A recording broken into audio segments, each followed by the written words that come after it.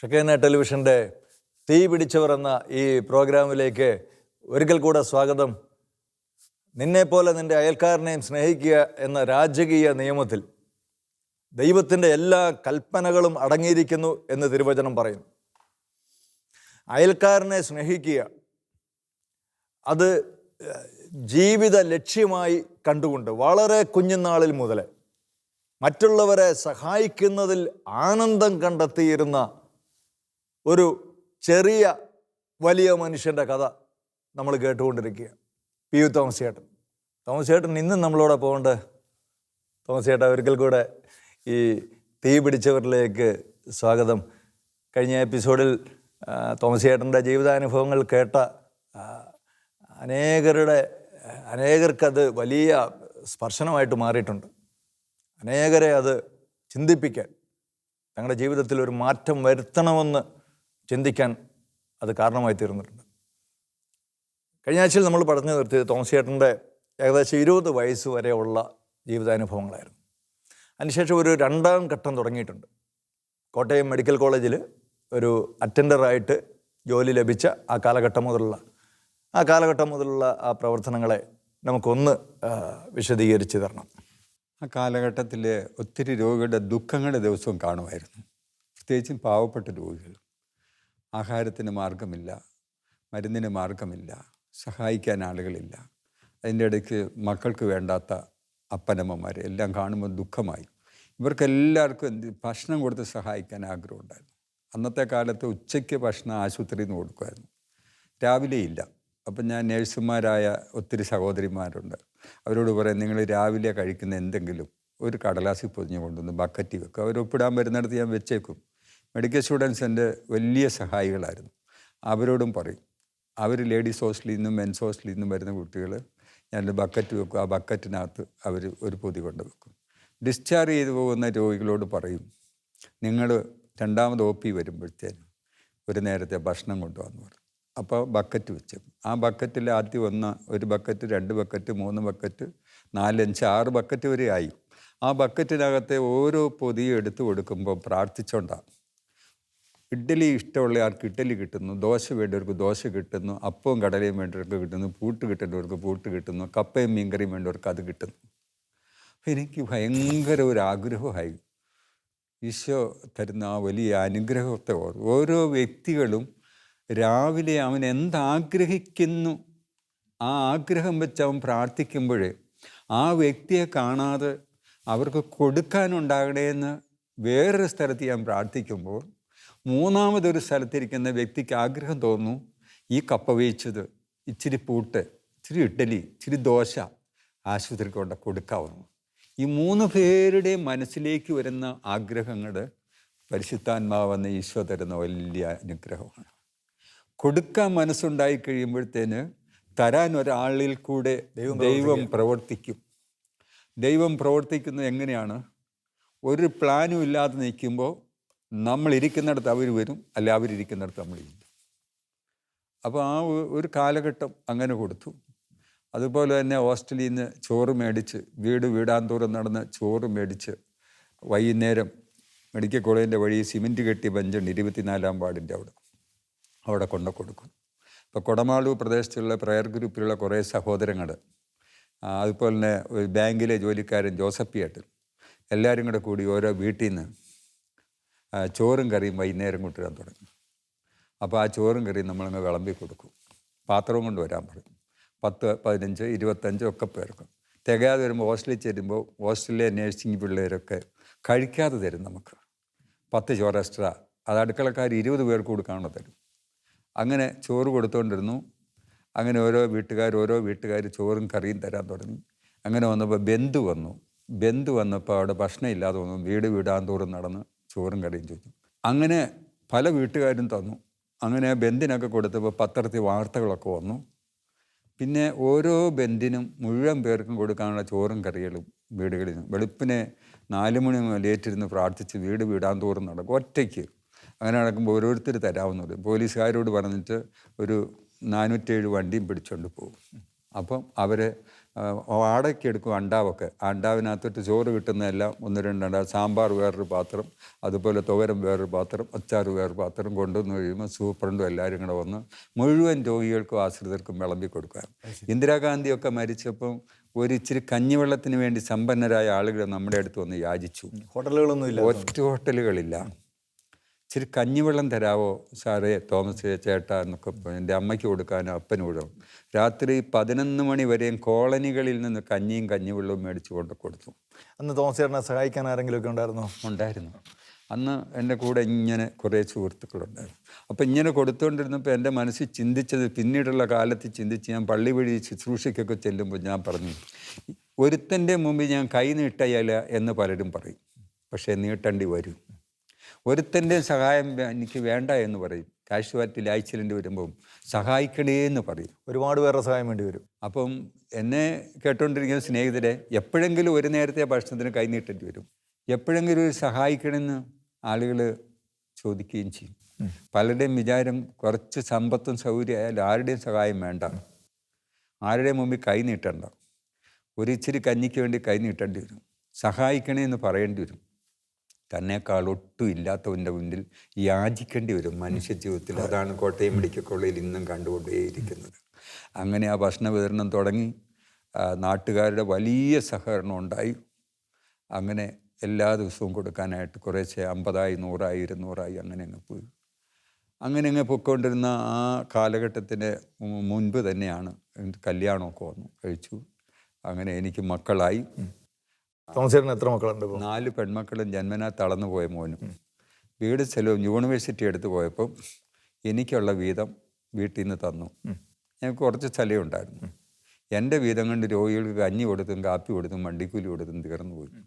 അങ്ങനെ ഞാനും ഭാര്യയും മക്കളും കൂടെ ഒരു 16 വർഷം വാടകയ്ക്ക് ജീവിച്ചു. അത് എവിടെയായിരുന്നു? മെഡിക്കൽ കോളേജിനടുത്ത്? മെഡിക്കൽ കോളേജിൽ. അവസാനം താമസിച്ചത് ക്വാർട്ടേഴ്സാണ്. ഒറ്റ മുറിയേ ഉള്ളൂ, ശരിയായിട്ട് കിടക്കാം. ആ വീടിന് ചുറ്റും കാടാണ്, പാമ്പുണ്ട്, എല്ലാം ഉണ്ട്, യാതൊരു സൗകര്യവും ഇല്ല.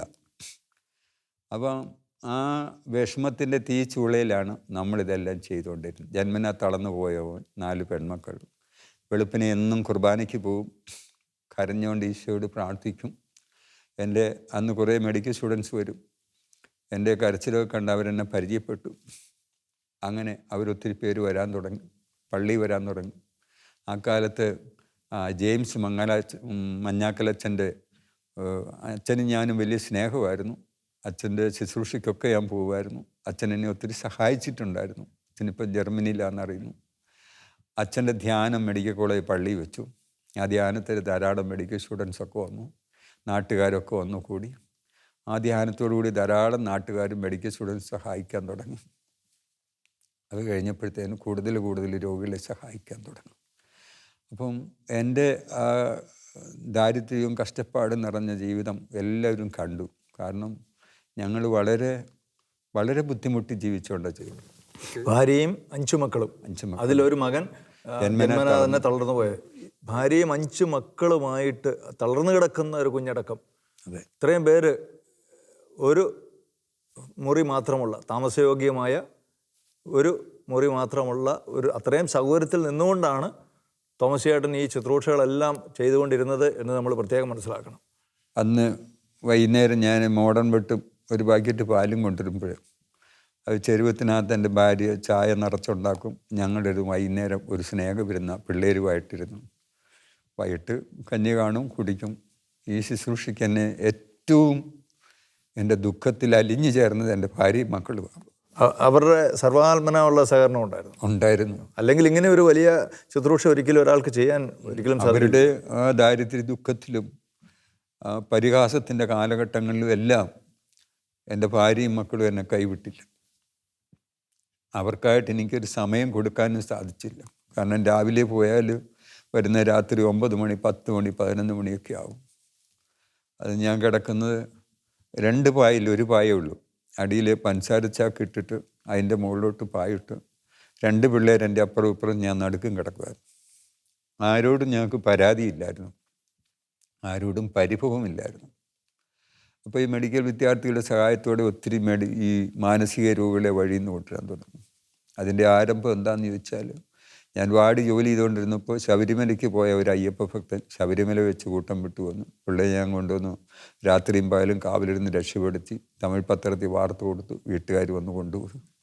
പിന്നെ ഞങ്ങൾ താമസിക്കുന്ന ആ ക്വാർട്ടേഴ്സിൻ്റെ പരിസരത്തായിരുന്നു ഒരു ഗർഭിണിയായ സാധു സ്ത്രീ വഴിയിലിരിക്കുകയായിരുന്നു.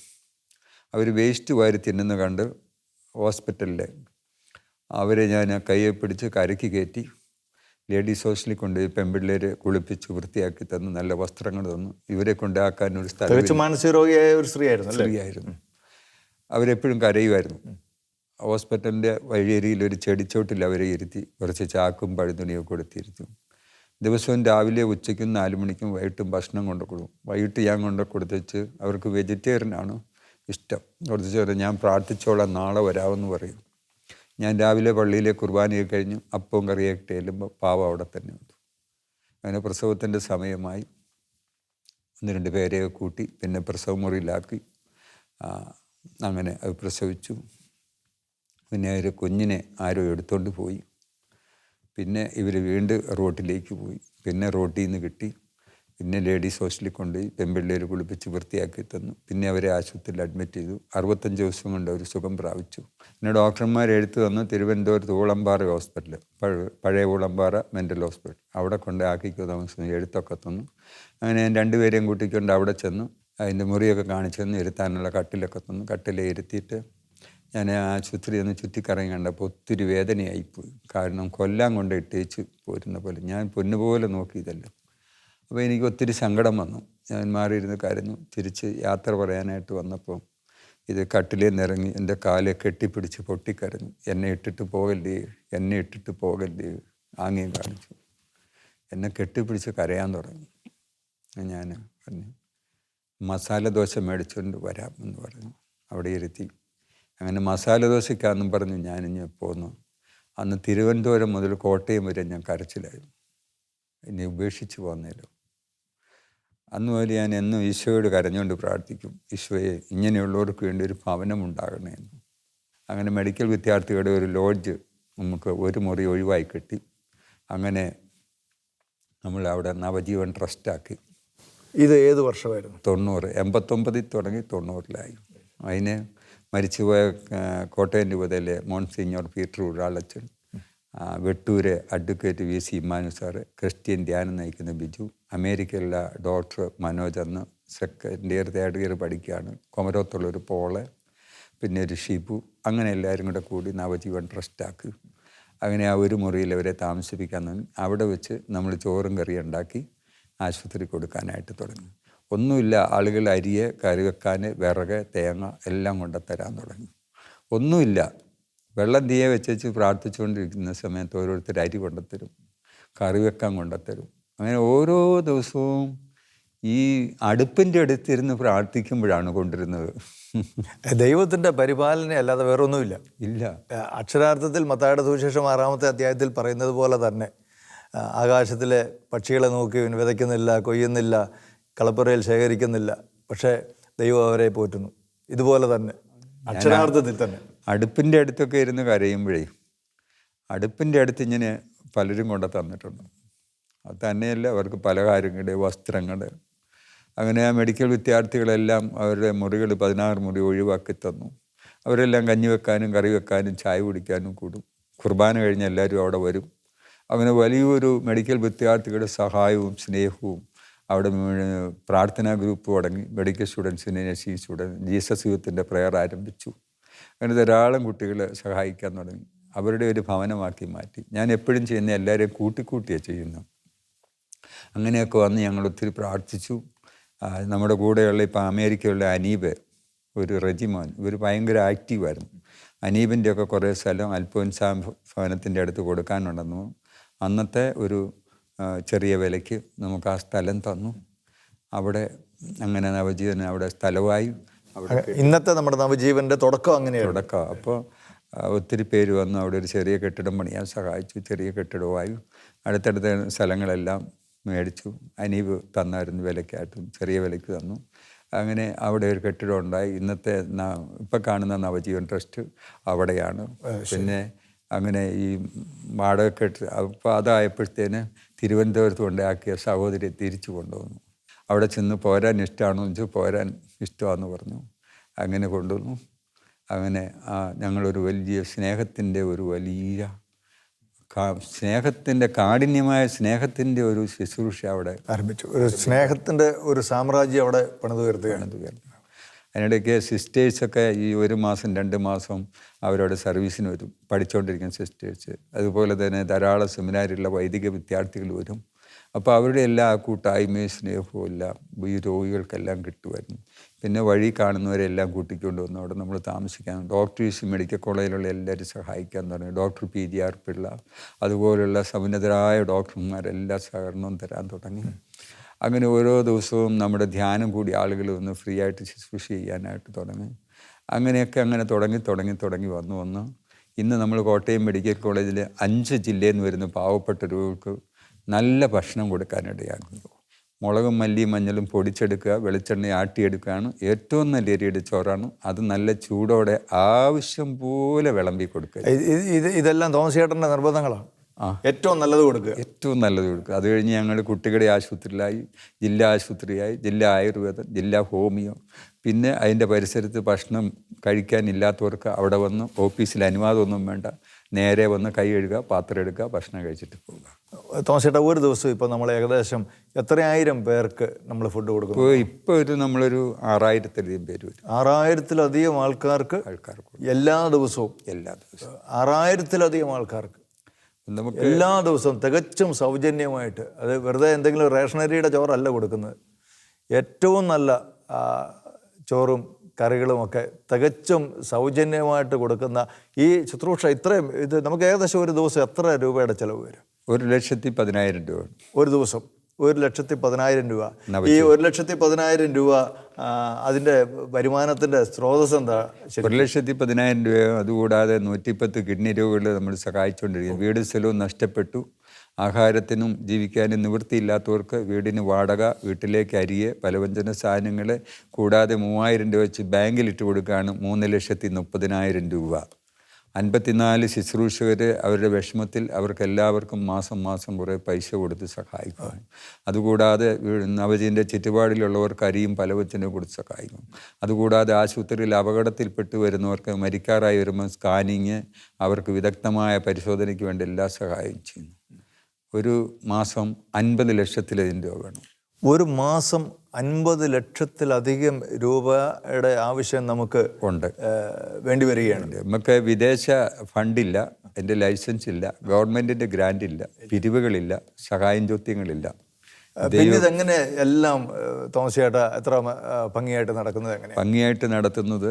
എൻ്റെ ബാല്യകാല സ്നേഹിതർ, മെഡിക്കൽ സ്റ്റുഡൻസ്, അവരെല്ലാം പഠിച്ച് വിദേശത്തായി, നേഴ്സുമാരും, അങ്ങനെ കുറേ സുഹൃത്തുക്കൾ സഹായിക്കും. പിന്നെ എല്ലാ സഭയിലെയും ഒത്തിരി അച്ഛന്മാർ സെമിനാരിയിലായിരുന്ന കാലത്ത് നമ്മുടെ ശുശ്രൂഷയെ സഹായിച്ചു. അങ്ങനെ പള്ളി വഴിയൊക്കെ എന്നെ പ്രസംഗിക്കാൻ വിളിക്കും. അങ്ങനെ വളരെ അത്ഭുതകരമായിട്ട് ഈശോ നടത്തുകയാണ്. വളരെ അത്ഭുതമാണ്. അതുകൂടാതെ നമ്മളെ ഏൽപ്പിച്ച് മരിച്ചുപോയവരുടെ പിള്ളേരെ നമ്മൾ MBBS, എഞ്ചിനീയറിംഗ്, നേഴ്സിംഗ്, CAക്ക്, IAS വരെയും പഠിപ്പിക്കുന്നുണ്ട്. പിള്ളേരെ കല്യാണം കഴിപ്പിച്ചു വിടുന്നുണ്ട്. അതുപോലെ പലർക്കും വീട് വെച്ച് കൊടുക്കുന്നു. അതിന് മീറ്റിംഗ് വെക്കുന്നില്ല, പബ്ലിസിറ്റി ഇല്ല. പിന്നെ വലിയൊരു ആത്മീയമായ ഒരു ധൈര്യം എനിക്കുണ്ട്. ഞാൻ ഈശോയുടെ അടുത്ത് കരഞ്ഞാൽ എനിക്ക് വേണ്ടിയല്ല, ഈശോ എല്ലാം നടത്തിത്തരും. എല്ലാം ആ ഒരു ബലമാണ് നമ്മുടെ പിൻബലം. ബലം എന്ന് പറഞ്ഞാൽ ധൈര്യം. അതിൻ്റെ ഒരു സത്യാവസ്ഥ എന്ന് പറഞ്ഞാൽ, എന്നെ കാണാതെ ഒരു മനുഷ്യൻ ആശുപത്രിയിലിരുന്ന് കരഞ്ഞ് സങ്കടപ്പെടുന്നത് അവന് മരുന്നിനോ ആഹാരത്തിനോ വേണ്ടി കരയുമ്പോൾ, അങ്ങനെയുള്ളവർക്ക് വേണ്ടി ഞാൻ വെളുപ്പിനെ 4 മണിക്കേറ്റ് കരഞ്ഞ് പ്രാർത്ഥിക്കുമ്പോൾ, അങ്ങനെയുള്ളവർക്ക് കൊടുക്കാൻ തന്നെ മൂന്നാമതൊരാൾ എൻ്റെ കയ്യിൽ തരും. ഞാൻ എന്നും ആശുപത്രിയിൽ പോകും. അപ്പോൾ എൻ്റെ പോക്കറ്റിൽ 1000 രൂപയുടെ കൃത്യം 1000 രൂപ എന്നോട് ചോദിക്കും. എൻ്റെ പോക്കറ്റിൽ 2000 രൂപയുടെ കൃത്യം 2000 രൂപ ചോദിക്കുന്നത്. എൻ്റെ പോക്കറ്റിൽ 100 രൂപയുടെ 100 രൂപ ചോദിക്കുന്നു. എൻ്റെ പോക്കറ്റിൽ കൃത്യം പൈസ ചോദിക്കുന്നത്. അപ്പം ഇന്നടുത്ത് കാണുമെന്ന് ഞാൻ പറഞ്ഞിട്ടില്ല. അവരുടെ അടുത്തേക്ക് ഞാൻ നടന്നു ചെല്ലുന്നു, അവരെൻ്റെ അടുത്തേക്ക് നടന്നു. മൂന്നാമതൊരാൾ എനിക്ക് തരുന്നു. ഇത് ഞാൻ ദിവസവും കാണുന്ന കാര്യങ്ങളാണ്. തോമസ് ചേട്ടാ, അങ്ങനെയുള്ള ഒന്ന് രണ്ട് അനുഭവങ്ങൾ നമുക്കൊന്ന് പങ്കുവെക്കാൻ പറ്റുമോ? ദൈവം അതിശയകരമായിട്ട് ഈ ഭക്ഷണമൊക്കെ കൊണ്ടുവന്ന് നമ്മുടെ ഇപ്പോൾ നവജീവനിൽ നമുക്ക് കരുതി വെക്കലൊന്നുമില്ലല്ലോ, ബാങ്ക് ബാലൻസും ഇല്ല. അപ്പം പലപ്പോഴും നമുക്ക് ചില മുട്ടുകളൊക്കെ വരാം. ആ സമയത്ത് ദൈവം കരുതിയ ചില കഥകളൊക്കെ ധാരാളമായിട്ടുണ്ടാവുമല്ലോ. ഉണ്ടാവും. അത് നമുക്ക് ആ സമയത്ത് ആരെങ്കിലും അരി കൊണ്ടുത്തരും, കറി വെക്കാൻ തരും, കറി തരും. പിന്നെ കോട്ടയത്തെ കച്ചവടക്കാരുണ്ട്, നമ്മൾ വിളിച്ച് പറഞ്ഞാൽ അവർ നമുക്ക് കടം തന്നുകൊണ്ടിരിക്കും. ലോറിക്ക് ഇറക്കിത്തരും, നല്ല അരി, നല്ല പച്ചക്കറി എല്ലാം തരും. പിന്നെ നമുക്ക് എന്തില്ല അത് ആരെങ്കിലുമൊക്കെ നമുക്ക് കൊണ്ടുത്തരും. ഞങ്ങളുടെ രോഗികളാകുന്ന മാതാപിതാക്കൾക്ക് സഹോദരൻ ലഡു വേണോ, ജിലേബി വേണോ, അതെല്ലാം അരിക്കുടിയേലും ഈശോ കൊണ്ടുത്തരും. ആ സമയത്ത് ലഡു വേണ്ടവർക്ക് ലഡു കിട്ടും, ഈശോ കണ്ടെത്തരും. അതായത് അവർക്ക് വേണ്ടതെല്ലാം ഈശോ തന്നുകൊണ്ടേയിരിക്കും. അതിൻ്റെ ഒരു പ്രധാനപ്പെട്ട കാര്യം, ഹൃദയം നിറഞ്ഞ സ്നേഹത്തിൻ്റെ കണ്ണുനീരോടുകൂടി ആര് മറ്റുള്ളവരെ കൊടുക്കാൻ വേണ്ടി പ്രാർത്ഥിച്ചു, ദൈവം തന്നിരിക്കും. എന്നെ കേട്ടോണ്ടിരിക്കുന്ന പ്രിയപ്പെട്ട സഹോദരങ്ങളെ, നിങ്ങളുടെ സമ്പത്ത് വെച്ചു, നിങ്ങളുടെ കഴിവ് വെച്ച് നിങ്ങൾ കൊടുത്തോണ്ടിരിക്കും. നിങ്ങളുടെ സമ്പത്ത് നശിക്കുകയില്ല, നിങ്ങളുടെ സ്ഥാനമാനം നഷ്ടപ്പെടുകയില്ല, നിങ്ങളുടെ സമാധാനം നഷ്ടപ്പെടുകയില്ല. നിങ്ങൾ കൊടുക്കുക. എത്രയോ വീടുകളിൽ ജോലി ചെയ്യുന്നവരാണ് എൻ്റെ അടുത്ത് വരുന്നത്, അവരൊന്നും കൊടുക്കുകയില്ല. പണ്ട് ജോലി ചെയ്തേച്ച് പോയവരുണ്ട്, വിഷമിച്ച് കൊടുക്കത്തില്ല. അവർ നമ്മുടെ അടുത്ത് വരുമ്പോൾ സന്തോഷമാണ്, നമുക്ക് കൊടുക്കാൻ പറ്റും. നമ്മളെന്നും കൊടുക്കും. പ്രിയപ്പെട്ടവരെ, നമുക്ക് ഒരിക്കലും ഇതൊന്നും കൊണ്ടുപോകാൻ സാധിക്കില്ല. തോമസ് ചേട്ടൻ്റെ ഈ പ്രവർത്തനങ്ങൾക്കിടയിലൊക്കെ പൊതു സമൂഹത്തിൽ നിന്ന് വളരെ സ്വീകാര്യമായ ഒരു പ്രതികരണമായിരിക്കുമല്ലോ ഉണ്ടായിട്ടുള്ളത്. അതെ. എന്നാൽ ആരിൽ നിന്നെങ്കിലും എപ്പോഴെങ്കിലും ഒരു എതിർപ്പിൻ്റെ അങ്ങനെയുള്ള അനുഭവങ്ങൾ ഉണ്ടായിട്ടുണ്ടോ? എതിർപ്പുകൾ ഉണ്ടായിട്ടുണ്ട്. പക്ഷേ എതിർക്കുന്നവരെ ഞാൻ എതിർക്കാൻ പോയില്ല, ഞാൻ അവരെ സ്നേഹിക്കാൻ നോക്കും.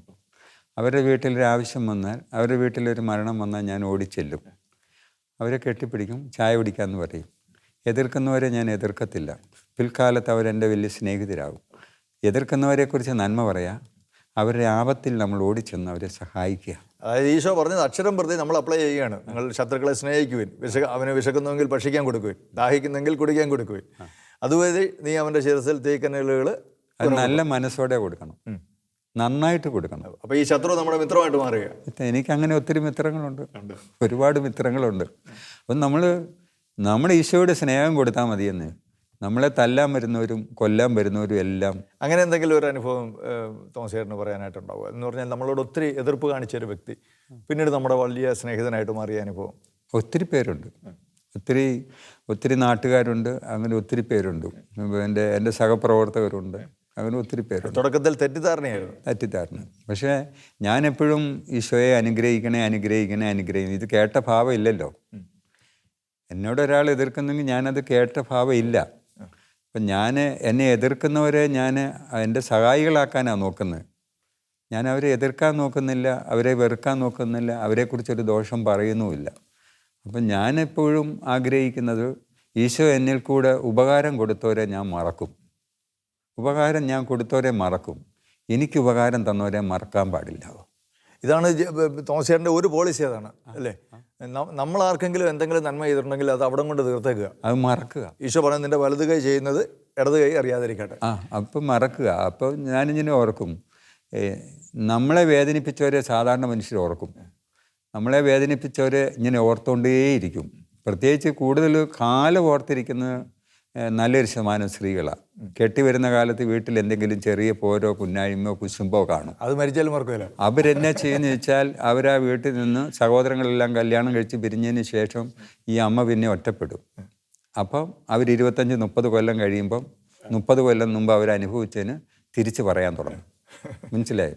അപ്പോൾ അവരത്രയും കാലം മനസ്സിൽ വെച്ചുകൊണ്ടിരിക്കും. അപ്പോൾ അത് പാടില്ല. എൻ്റെ ഒരു ആഗ്രഹം എന്താണെന്ന് വെച്ചാൽ, നമ്മളെ ഉപദ്രവിച്ചവരെ നമ്മൾ എപ്പോഴും മറക്കണം, നമ്മൾ ഉപദ്രവിച്ചവരെ നമ്മൾ ഓർക്കണം. അത് പ്രേക്ഷകരെല്ലാവരും ഓർക്കേണ്ടവരാ. നമ്മളെ വേദനിപ്പിച്ചവരെ നമ്മൾ മറക്കണം, പക്ഷേ നമ്മൾ വേദനിപ്പിച്ചവരെ മറക്കരുത്. നമ്മൾ മറക്കണം. രണ്ട് കാര്യങ്ങളാണ് തോമസ് ചേട്ടൻ ഇവിടെ പ്രത്യേകമായിട്ട് നമുക്ക് പറഞ്ഞു തരുന്നത്. ഒന്ന്, നമ്മൾ ആർക്കെങ്കിലും എന്തെങ്കിലും ഒരു നന്മ ചെയ്തിട്ടുണ്ടെങ്കിൽ അത് അവിടെ കൊണ്ട് അവസാനിപ്പിച്ച് അത് അവിടെ കൊണ്ട് മറന്നു കളഞ്ഞേക്കണം. എന്നാൽ നമുക്കാരെങ്കിലും എന്തെങ്കിലും ഒരു 10 വിശാട് നന്മ ചെയ്തിട്ടുണ്ടെങ്കിൽ ജീവിതകാലത്ത് അവരെ മറക്കരുത്. മറ്റൊരു വളരെ പ്രധാനപ്പെട്ട ഒരു ഉപദേശം തോമസ് ചേട്ടൻ നമുക്ക് നൽകുന്നത്, ആരെങ്കിലും നമ്മളെ വേദനിപ്പിച്ചിട്ടുണ്ടെങ്കിൽ നമ്മൾ ഒരിക്കലും അത് മനസ്സിൽ വെച്ചുകൊണ്ടിരിക്കരുത്. അവരോട് പൂർണ്ണമായിട്ട് ക്ഷമിക്കണം.